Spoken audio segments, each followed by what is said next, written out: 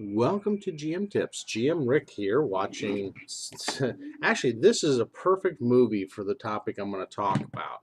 We're watching Ice Age, not the Meltdown. That would have been another good one. The dinosaurs one. So we're watching that in the winter and the snow and all the Ice Age that's going on right now. And I'm thinking, boy, that's just perfect for the topic of winter campaigns.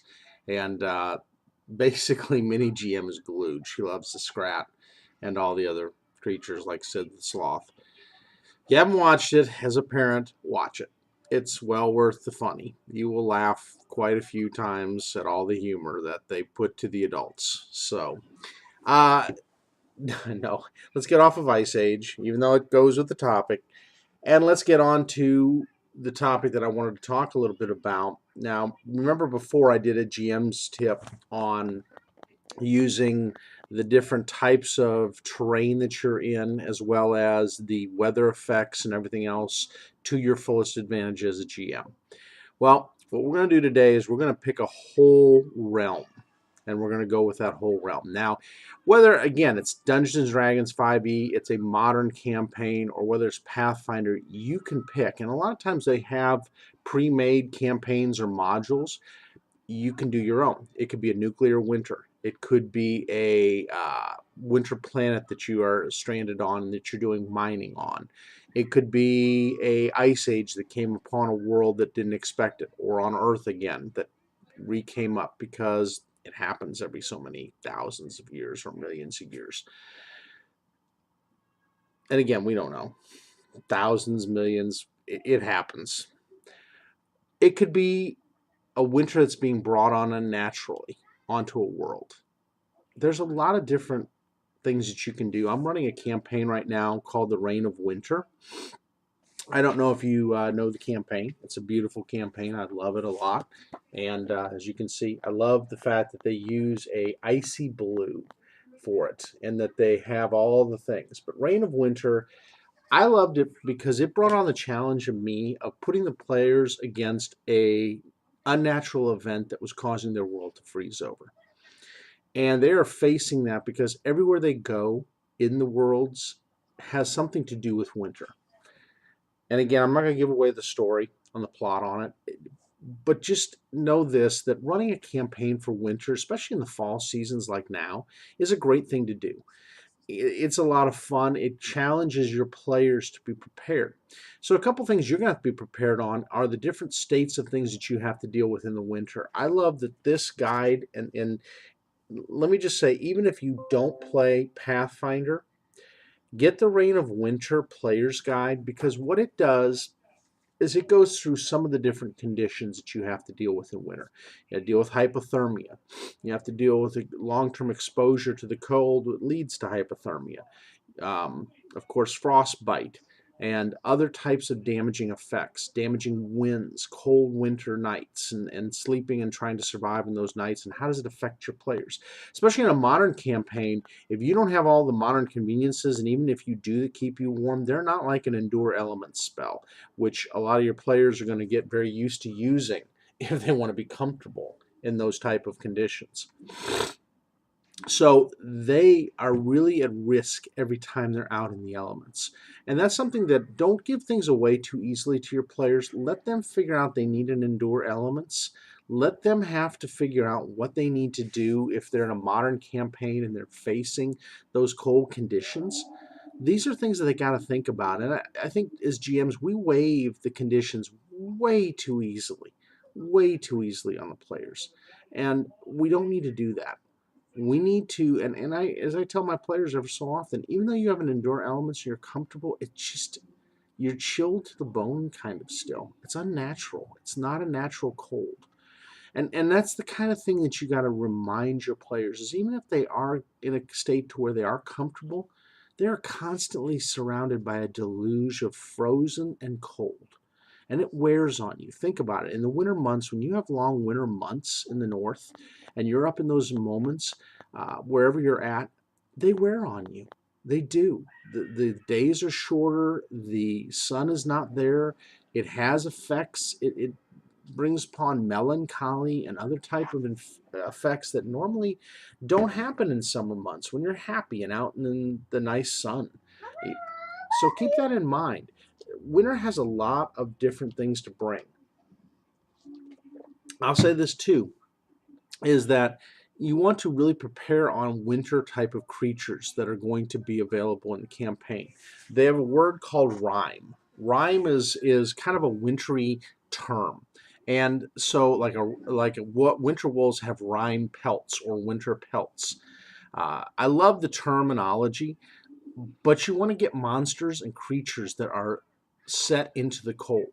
One of the creatures that I think a lot of people overpass because they see it as a sand monster or a desert monster is a mummy.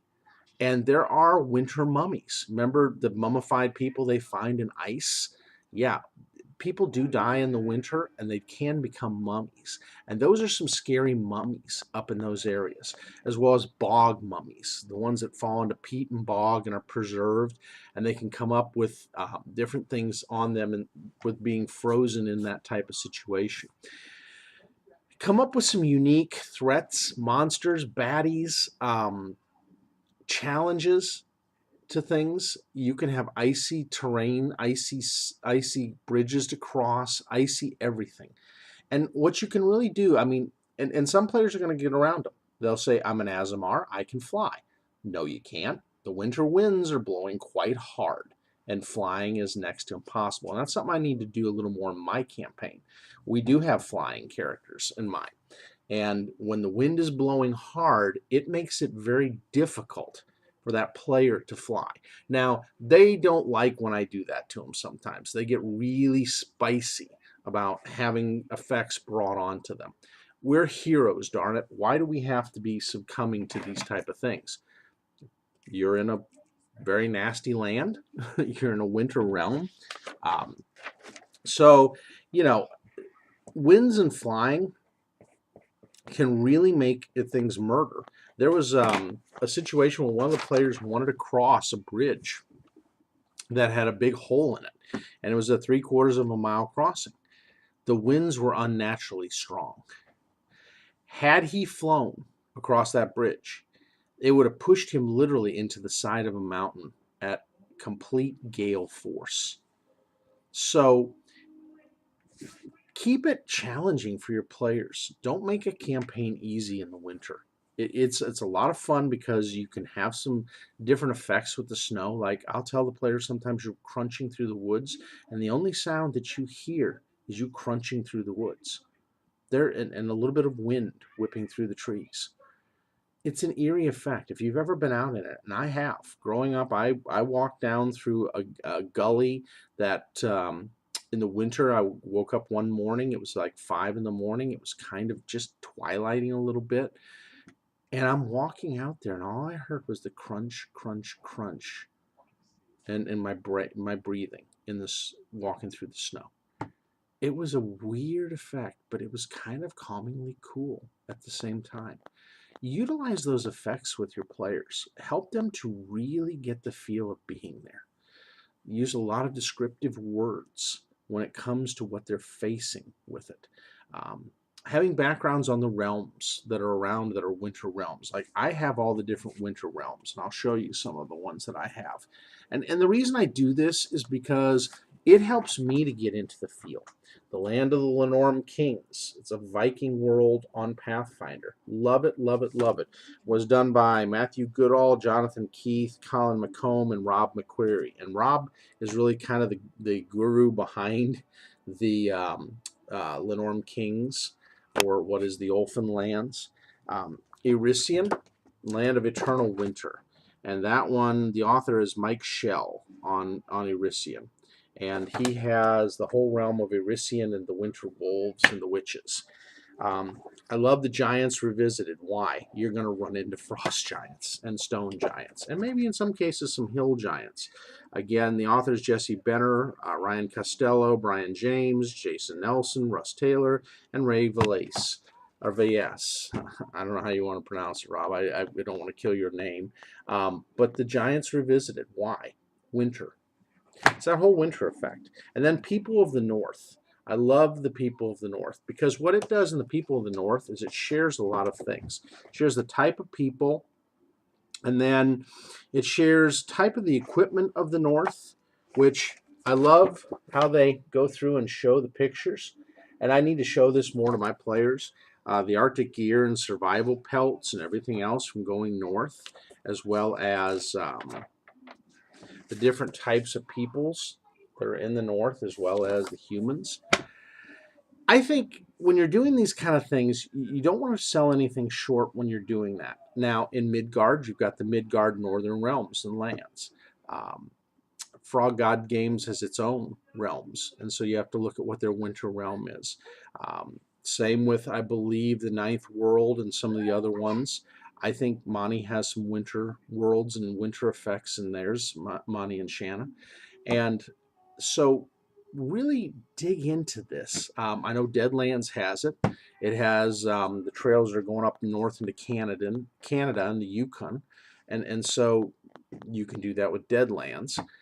There's a lot of different games. Star Wars, of course, don't even need to say there. It's got so much stuff that is unbelievable. So keep in mind, you want that material on those winter realms. You really do want to create the effects. You want to have snowstorms. Like, I'll tell them, hey guys, it's only a gray day today. Oh wait, you see a little sunshine today and it actually warms up to 40. Ooh, we're having a heat wave. So they really do take into account the changes in weather. And I'll tell them, it's dumping on you right now. You know, it's coming down pretty good and your travel is not very fast.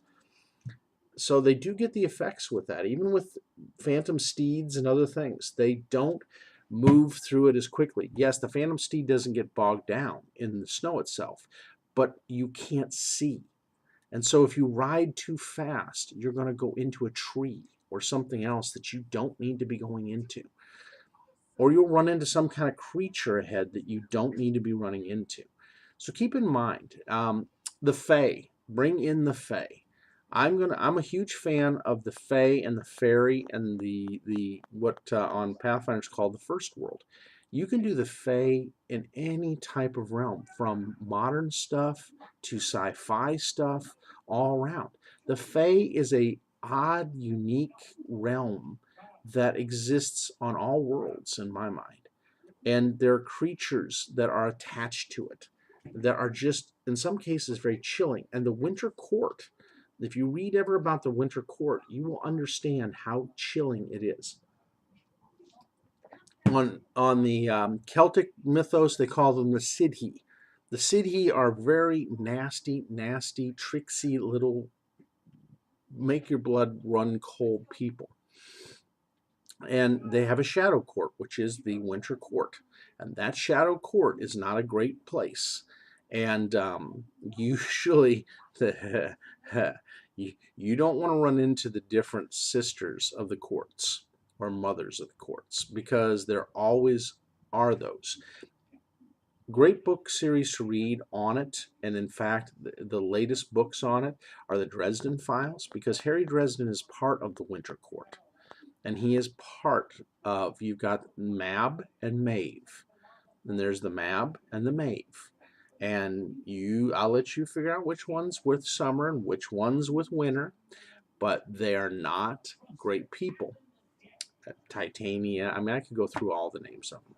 And the reason why I became really well versed on them is because if I'm going to send my players against that type of thing, I better know what their real disposition, who rules it, and who is the most nasty part of it.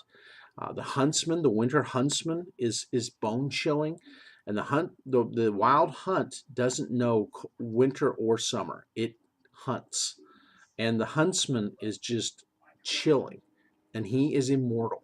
And sending your players up against the Huntsman of the Wild Hunt is just crazy, crazy, crazy. Haven't done that yet, but that's a whole bone chilling thing in its own right. And the hunt, whoever runs with the hunt becomes just bloodlusty during that time. So keep that in mind. There's a lot of barbarians that run with that hunt, as well as Fae, and they are just a wicked lot when they come and find their prey. And they're looking for prey. And any humanoid creature that's caught out in their path is prey. So keep some of these legends in mind. They're really great for a winter campaign. Witches. You're going to run into witches. I mean, hags and witches are a part of winter. They have certain ones, like in the, and again, you can do this for modern stuff. The great part about this is the Fae and these forces are not confined to fantasy. They can go into modern. And what a way to mess with your player's mind is having creatures of magic and of tricksy magic, natural magic in your way. They can mess up technology. They will mess up technology. That is one thing that's a given. Like with Harry Dresden as a wizard, he fries boards. I mean, that's just because they're not shielded against the power of magic. They're shielded against natural electricity and forces that go through under the regular laws. They're not shielded against the more nasty stuff. I mean, we're talking lightning style, staticky nastiness that most stuff won't survive real well. So keep that in mind. I mean, it's something you can do to your players that really kind of spins them around and makes them think twice. The Wendigo. Wendigos are, oh, you want to talk about a bone-chilling creature of nastiness. You can have the Wendigo at a heart of your campaign. And they're almost next to near immortal, the Wendigo. They're not, but they're powerful, very powerful. And so you could have one of those as your bad guy that's causing all the winter stuff to go on. It could be driving people to cannibalism and craziness and other things that they normally wouldn't have to face. But because of the Wendigo's influence, it's doing some nasty stuff. So keep that in mind. That's also there. You can do things like the winter whites. So the stuff that's over the wall in Game of Thrones, they have those in campaigns. They do in Pathfinder. I can tell you right now, they have it dead on.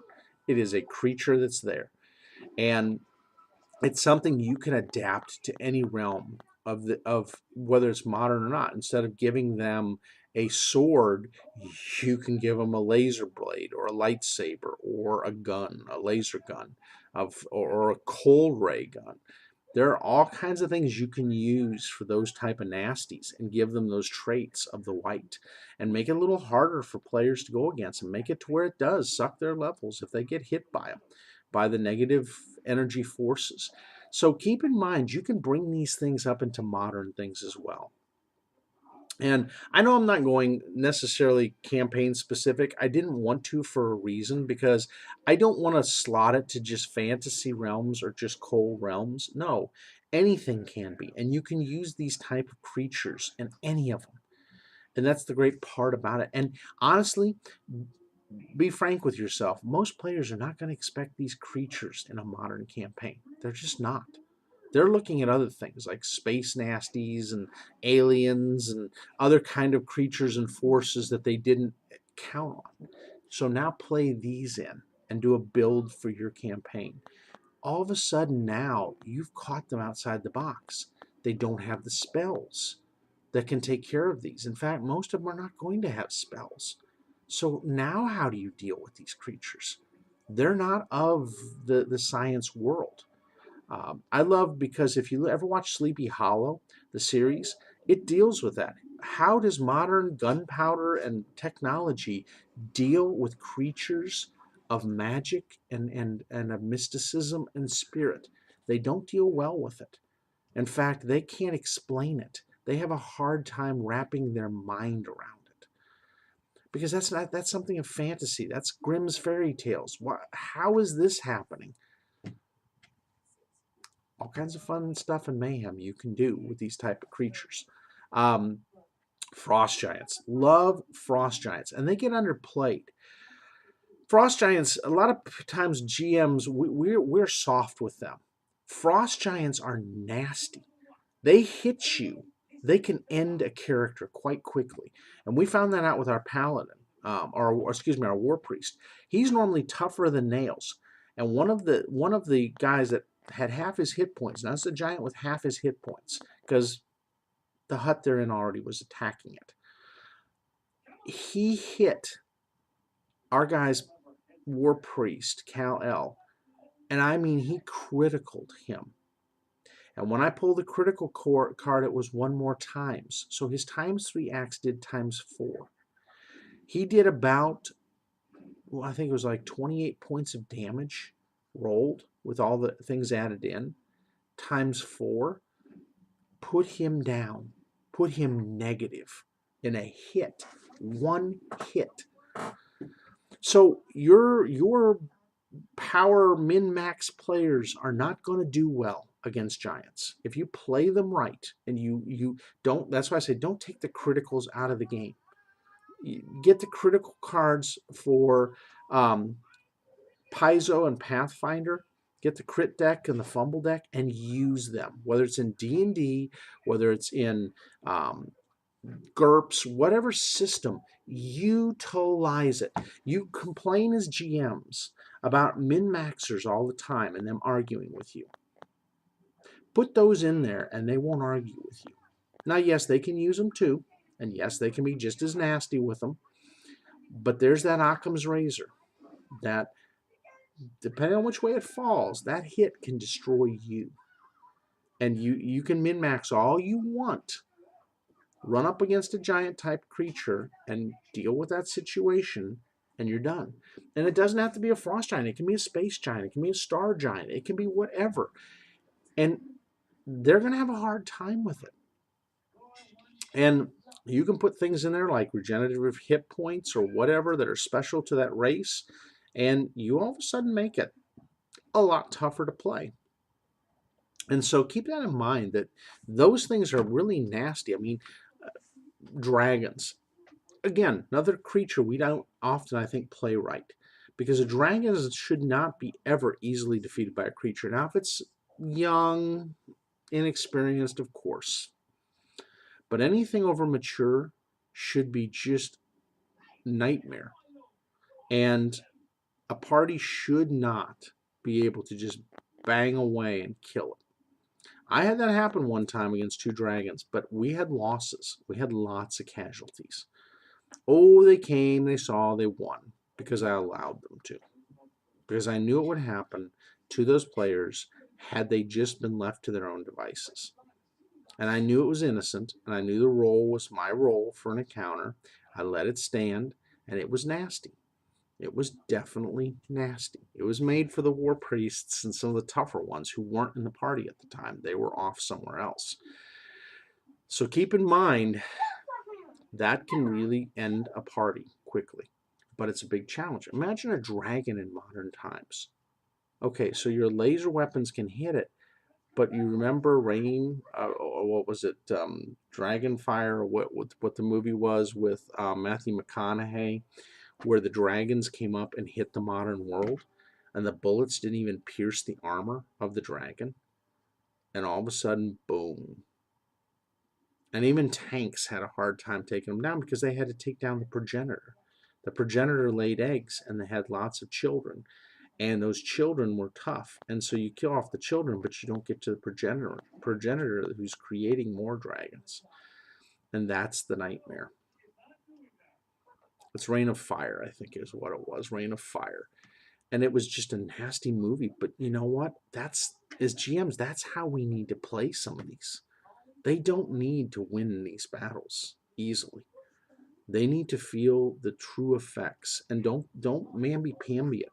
Use the dragon fear, use everything to its fullest, and enhance it, and send it to a level that it makes characters run off. Because then if it's 1 or 2 against that dragon, now it's a whole nother story. Now it's not this blow-to-blow combat. And a dragon's hits should be just devastating. Because it's what it is. It's a giant reptile with steroids. So that's another creature you can use. You can use a lot of different things. Now, where do you want to set it? In the mountains, in the plains, on a frozen lake? There's a lot of places you can do it. You could set it in a city. set your campaign area and really bring it to life with the different creatures that are of these type of realms. I think that's, for me, the greatest thing is describing the realm, taking the players in like they went to the capital of Elysian, and just the whole difference between where they grew up in Taldor to Elysian, and just seeing the differences. It's night and day. And again, seeing how people survive and eke out a living in a realm that is constantly ruled by cold.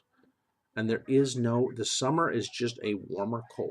That's all it is. So now you're in the 30s versus the negative degree temperatures. Yay.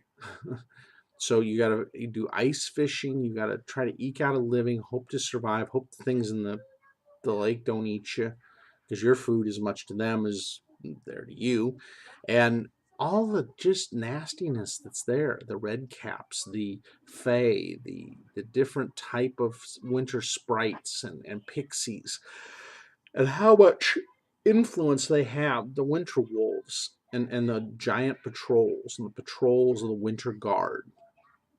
It is just a chilling draconian campaign, and it's night and day, as it should be. Summer realms, happy, open trading, bazaars, fun.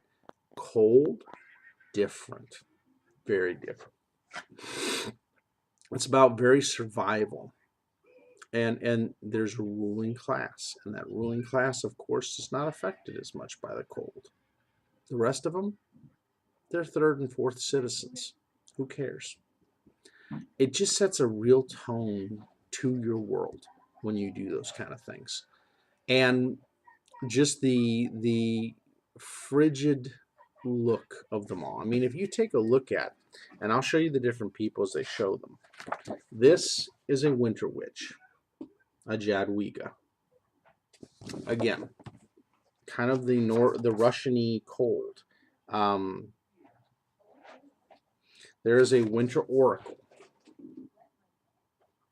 Again, just that whole cold vibe to it. The Ulfen, just that whole Nordic kind of icy, paler skin, you know, um, sitting on a frozen lake. Just the kind of the northern cold. Yeah, there we go. That's the capital they went to. Fun, huh? Makes you really think about things as you see the icy spire of ruling in there. There is our favorite cleric, Kira, dressed in cold. So, not so happy Kelishite going north. There is a Erutaki, or Urutkai, or however you want to pronounce them, the people of the north, or a Varki. They also call them the Varki. Yeah, Erutaki. There's an Erutaki. And basically, they're Inuits, the Inuits of that realm. There's a Jadwiga, the proud Russian or Slavic features on them. So there's just differences in the peoples. And then, of course, in Ulfen. Love the Ulfens. And then, of course, snow elves. See, you see where the theme's going with this. You can have some really fun things. The Kelid tribes. So the Conan the Barbarian type of tribes that are in the north. There's just a whole feel to the north that is so different from the southern realms. And that's the way you almost have to play it out. I mean, look at these creatures and how nasty they are. And it is a crazy northern climate. But there's something just intensely unique and fun about the north. And it's so different than the southern realms and the warmth. So when you run a winter campaign, keep that in mind. Bring it to life. Have the pictures. Go out to Pinterest. Go out to Tumblr. Go out to other places and find these ArtStation and DeviantArt and find all these winter pictures and depict the people properly. Clothed in the north with the furs and everything else. Your characters are going to use winter furs. It's going to weigh them down. They weigh a lot. They're not small things. So their mobility is gonna go way down. And that's the way of the North. And you aren't going to run on snow anyways, unless you got snowshoes. And even then, you ever run with some tennis rackets on your feet? Not easy. It is not an easy thing to do. So keep in mind, these are, unless they got dog sleds, which they can get, it's a northern thing. And even, like you could have a modern version of that, like an air sled, but you got to be careful of going in the air with the winter winds and the whipping. So it would be a motorized snow sled that goes across the snow with the little skis on it. That way you don't get blown all around. So keep these things in mind. It will add so much flavor to things. So running a winter campaign, number one, the elements. Number two, the environment. Number three, the type of challenges and bad guys. Number four, the people and the different customs of the North. Number five, the magicalness of the North with the different things like fae and other creatures that are unique to a northern type of a campaign. Dragons, giants, all these different things are all part of it. Ice worms. You can come up with so many different things, even with the space ones. They've got a realm that's going to be a part of Starfinder, that's part of Pathfinder right now. One of the worlds is frozen for seven years. The other 7, it goes the opposite way. So it's people adapt. And so sometimes they have fur, sometimes they don't. Depends on which cycle they're born into. And if they go into a cycle they're not used to, then not easy for them. Keep that in mind. There's a lot of things there and creatures and things that come out in the snow and ice that don't come out and hibernate during the summers. There's a lot there, especially when it's frozen mostly year round. Those creatures are out all the time, and they're usually predatory because food is scarce. Even the centaurs, they have centaurs in the game. They're very Clydesdale-ish like centaurs that have a lot of thick fur for the winters. And they are very hardened and people who are used to growing even in the hard scrabble type of areas that they have to grow in for the limited months. And they're hunters, and they are, even the nature creatures are hunters because they have to be. But then game is pretty plenty in those areas. But you have to look at those type of things and take those into account, and the food and what will they survive on. So those are all parts of a winter campaign when you put it together that really think this out, really flesh it out in a way that will be vivid for your characters. You want vividness. You want it real for them. I love having that picture of Olaf and Jack Skellington behind me in the winter, because that really sets the tone when people see that, and we're talking winter realms. It's that kind of cold. The cold never bothered me anyway. Yeah, I went there and did it. Oh, you're now rolling your eyes at me. Yes, I am a dad. Yes, I went there. But yeah, the cold will bother you unless you're from there. And even if you're from there, it doesn't mean you get away with not being bothered by it. So I hope it helps. I hope this helps you to really set in and kind of put in the flavors and the different elements of a winter campaign. I'm not going to tell you how to run it. Reign of Winter, if you haven't run it and converted it to your system, you better do it. I'm telling you that the encounter role play takes every one of the Pathfinder adventure paths and they convert them from Pathfinder to 5e. And I'm telling you, they have a lot of fun doing it, and they love it, and it's never disappointing. Paizo doesn't write crap when it comes to adventure paths. They don't. They write good adventure paths. And yeah, okay, there's things that need tweaked because when you're doing how many books and trying to put it together in a campaign, everything doesn't always flow as easily as you'd like it to. But let me tell you what, Reign of Winter flows, and it's challenging, and your players won't be dull at any part of it. Mine weren't. And one of the guys was saying, are we even going to finish in a year? I don't know if we will. They're having so much fun with it that it's going to probably go well beyond a year. And that's, if you do a good campaign, that's the way it should run. So keep that in mind. This is exciting. It's an exciting type of a path itself. And Come up with some things like that that are memorable, that have some winter flares for them. Then you can go to the summer. Switch to the summer. Get them into the storms and the sandstorms or the jungles and the heat. Then you can put them in the more temperate modern lands. But again, the temperate lands almost everybody adventures in. So no biggie, right? The other ones, they bring up the real heroes and the heroic nature and the challenges. Thanks again, folks. Have a great week. I hope everybody's having a great week so far, and I appreciate it. Please put any comments in that you have, and keep in mind, listen to great material again.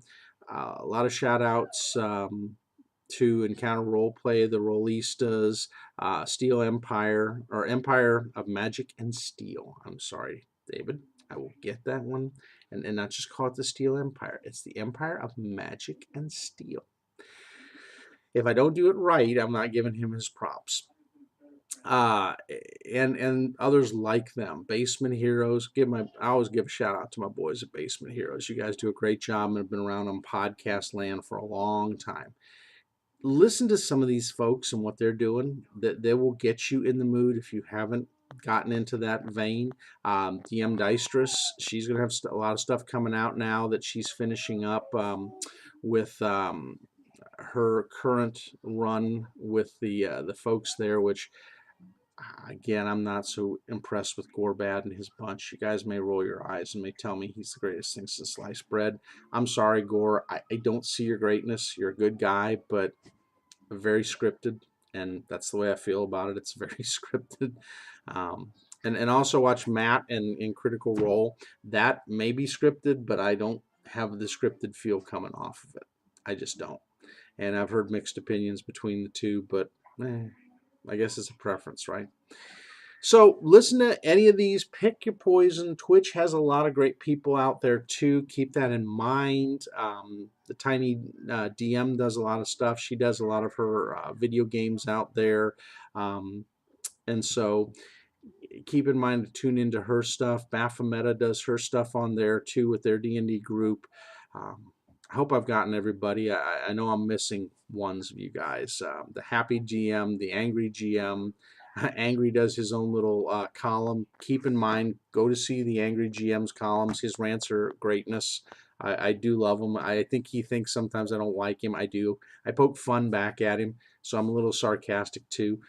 But I love his stuff. He really does some very thoughtful stuff and really thought-provoking and laced with a little bit of venom at all times. All right, folks, have a great week.